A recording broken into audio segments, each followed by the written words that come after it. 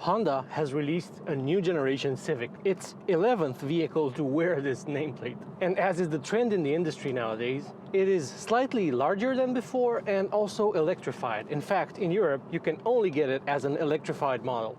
This has several plus points, but it also limits the Civic's appeal somewhat in Europe, especially since only the hatchback version is available here, not the sedan.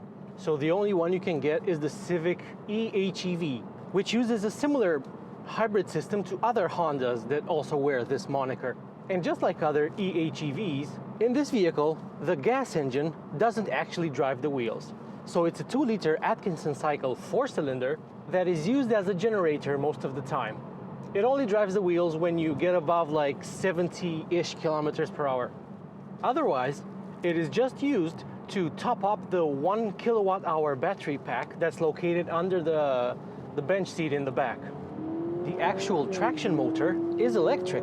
It produces 180 horsepower and 315 newton meters of torque. That's enough to propel the Civic to 100 kilometers per hour in around 8 seconds or under 8 seconds and onto a top speed of 180 kilometers per hour or 112 miles per hour. So just like other Honda eHEV models, this one feels like an EV in many respects. An EV that, instead of relying on a big battery pack, relies on a generator to provide the electricity. And Honda says, of course, that this has ecological benefits and that it is a better solution to lugging around a big battery pack. And the Japanese automaker might certainly be onto something, because this vehicle isn't especially heavy and you can really tell around the bends. It's really fun to drive, but we'll get to that. So Honda says that this is over 20% stiffer than the outgoing 10th generation Civic, thanks to the use of weight-saving materials in the hood. The engine hood is aluminum or aluminium. I'm sorry, I spent way too much time around Americans.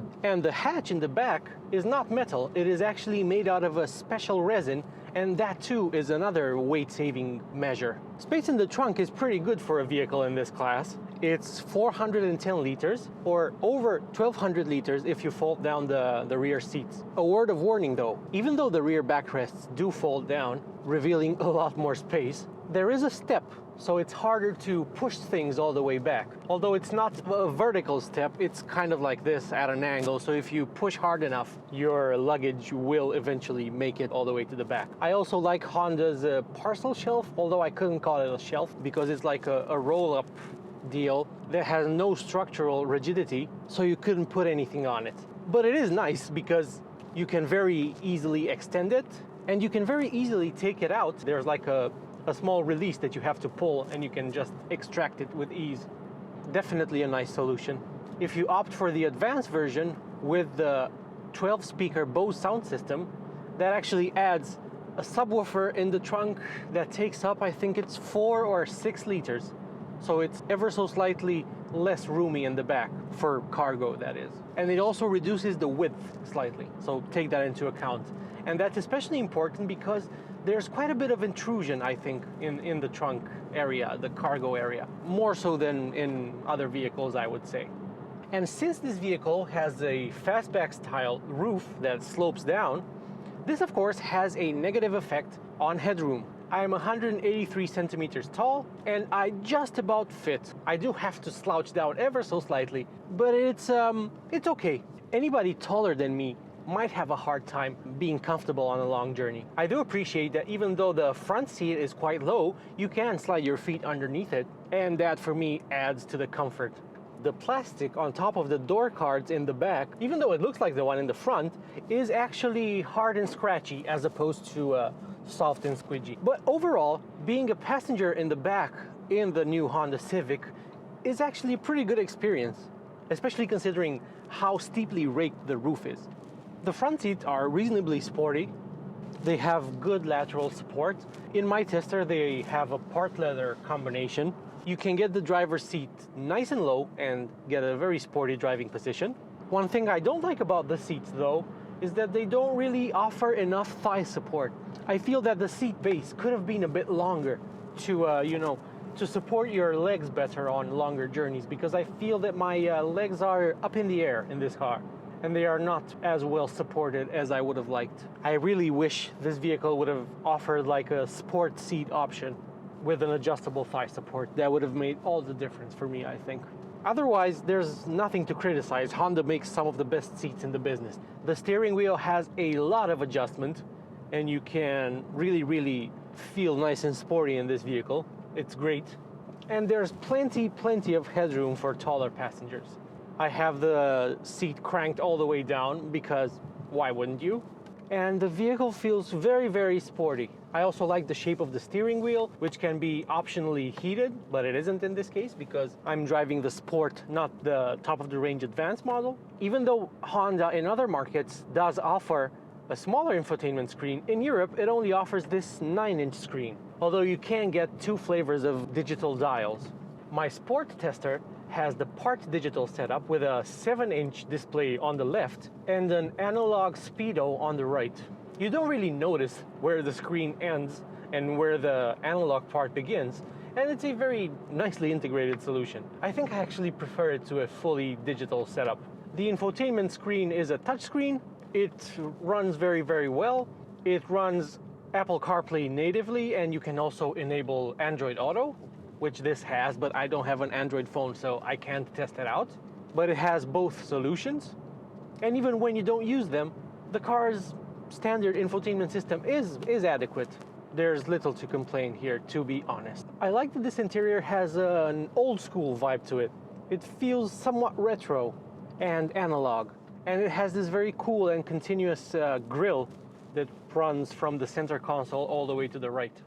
Although the actual climate vents are here, and all the way there. I really like how these climate knobs operate. They are very premium feeling, I have to say. They are some of the clickiest I've ever seen. And there's a lot of clicking going on in this car whenever you use many of its controls. Like for the vents, you can close them and open them like this, using this little joystick thing. And then the buttons on the steering wheel, all of which are physical. And all the controls, even the window buttons and all this on the driver's door here for mirrors and locking the car, it all feels very solid and pleasant to use. This car not only has buttons and physical controls, but it celebrates them somehow. Under the center console, you have a place where you can charge your phone wirelessly, and it even has a little button here that you can enable or disable charging. For instance, when your phone is done charging, you can switch it off and still keep your phone there without having it charged, and that's pretty cool. Above it, there's 2 USBs. They are older style USB-As. One is for data and the other is for charging. That's pretty good. You also get 2 USBs for rear passengers, both of which are for charging. The controls for the transmission aren't my favorite though. I'm sure you get used to them in the end, but they're just a bit weird, I think. There's nothing weird about the drive mode selector though. It's like a toggle switch that lets you choose between the 4 modes, which are Econ, Normal, Sport, and Individual, which you can actually customize. So in my vehicle, you can only customize powertrain and steering. In terms of practicality, this vehicle is actually pretty good. All 4 doors have quite big door pockets that would accommodate a bigger bottle, and you also get them in the back, which is pretty good. You also get these 2 cup holders here for the driver and passenger, which have these adaptive elements that are spring-loaded, and they supposedly should hold your drink in place. The armrest cubby is actually pretty big, and it has a little tray that you can remove. The glove box is a decent size too, and when you open it, you realize that it is damped. Since this is the Sport model, this black headliner really adds to the sporty feel. Oh yeah, so this Sport model has black side mirrors, and also the trim around the side glass is matte black instead of chrome. When it comes to the exterior, I have to say that I am a huge fan. I like this vehicle more in the metal than I do in photos. It looks fine in photos to me, but in the metal you actually get to appreciate the intricacy of its shape, especially for the rear end, for the hatch, which is really more of a fastback than a hatchback, with the very slanted rear glass. I think it's a very good looking car. So from the rear 3/4 and from the side, you can really appreciate just how special the shape of the rear end is in this vehicle.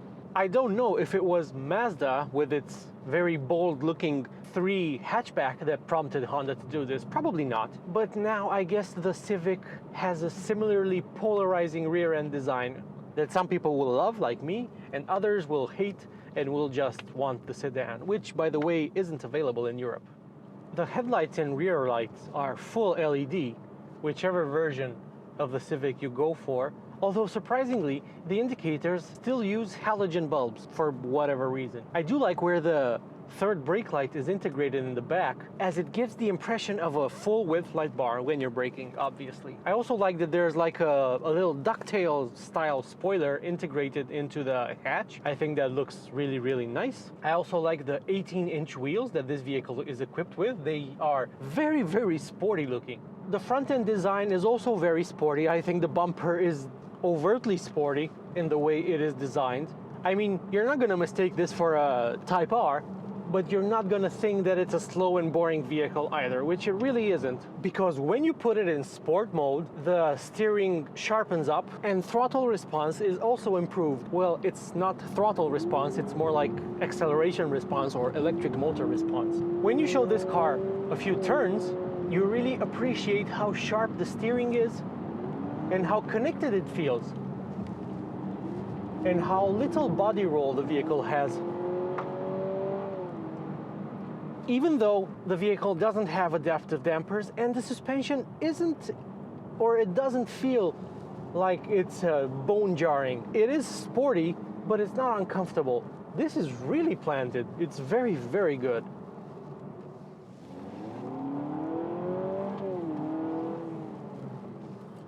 Let's see these 2 corners here.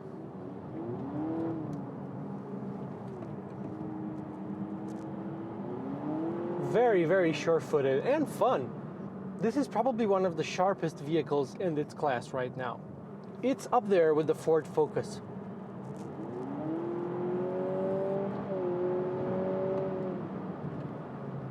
And it not only grips, but it also goes.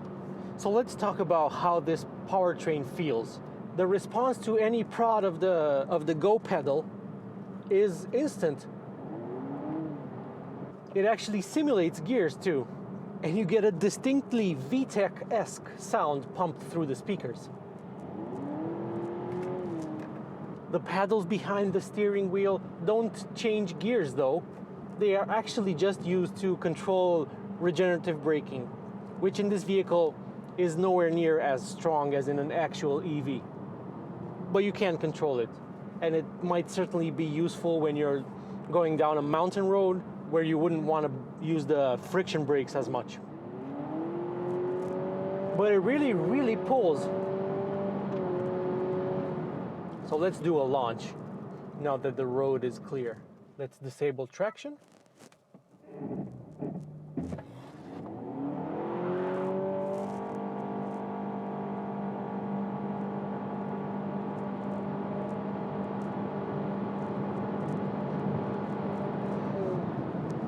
That's quick. Interestingly, there, it didn't simulate gears. Maybe it had something to do with the brake regen. So yeah. Okay, so when you pull on the paddles to adjust the regen that I mentioned, you don't get the simulated gears. And it actually sounds kind of weird without them. I can't believe I'm saying this, but I prefer the simulated gears.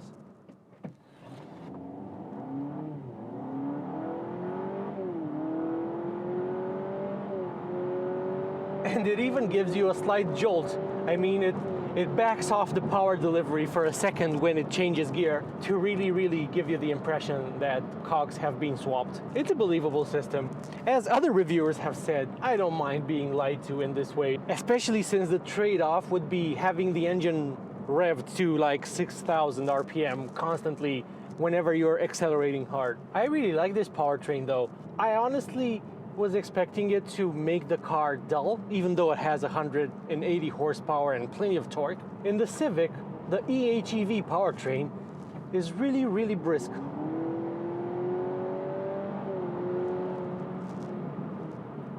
Do I miss a manual? Of course, Emmanuel is a very nice Mexican man that I would have preferred living here on the center console, and he would have aided me in the art of changing gear. But since Honda doesn't offer a manual gearbox configuration in Europe, this system isn't bad. It doesn't make the car feel non-sporty. In fact, with the fake sound,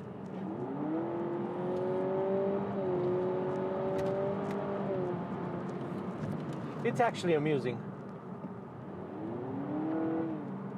And I don't think the car sounds like this on the outside. In fact, I'm sure it doesn't.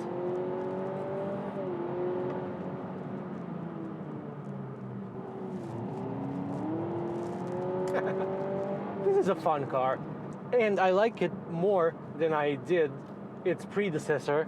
I think it drives better. It's a more grown-up feeling vehicle. And even though I do like the 10th generation Civic, this is better than that car in every single way. In fact, it's probably one of the best cars in its class. One of the most grown up, because it is quite big. It's nearly 4.6 meters in length, and it rides on a nearly 2.8 meter wheelbase. It's fun to drive, it's practical, it's well built, it is quite advanced, it is extremely efficient. Oh yeah, I forgot to mention its efficiency. In the city, in the real world, you can expect this vehicle to return around 5 liters per 100 kilometers, and maybe if you drive it constantly on the highway, it's gonna be like 7, which is very, very good. This car is especially efficient in town. So let's see how much fuel I've used. Keep in mind that I've not been driving economically, so it's 7. I've been averaging 7 liters per 100 kilometers. And I've been driving the vehicle now for 120 kilometers today. Very good, very impressive, very, very efficient. And I've driven it mostly in sport mode. I'm sure that if you put it in econ, it will be even better. Boy, I really like this steering. And it's just one turn lock to lock. And it's very, very light. Although it does stiffen up and it provides some feel when you're driving the vehicle quickly in sport mode. Overall, this is an accomplished car. It's an expensive car. It costs from like 33,000 euros in Romania and across Europe. My tester costs, I think it's like 36. So it's an expensive car, which will be cross-shopped against some premium-ish vehicles, I'm sure. But it will be able to hold its own.